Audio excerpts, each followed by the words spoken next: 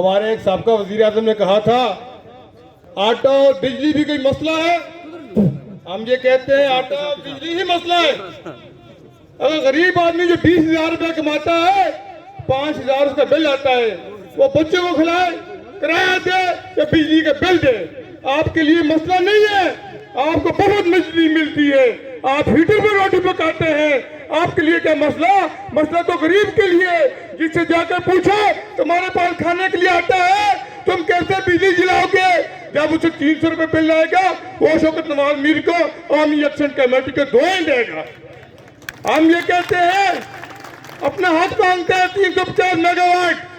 जब तुम 2500 मेगावाट बिजली पैदा होती है, 350 दिन में तुम्हें तो क्या तकलीफ होती है?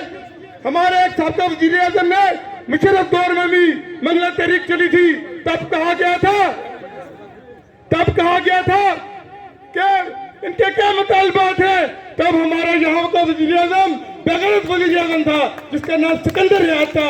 उसने जाकर कहा था बिजली नहीं, हमें 9 मर्सिडीज गाड़ियां चाहिए। हमारी कीमत 9 मर्सिडीज कार गाड़ियां हैं, हमारी कीमत, हमारा हक नहीं। और हमको निकलना होगा, इनके पीछे नहीं, शौकत नवाज मीर जैसे बंदे के पीछे निकला होगा, जो हक पे चलता है, सच पे चलता है। अस्सलाम।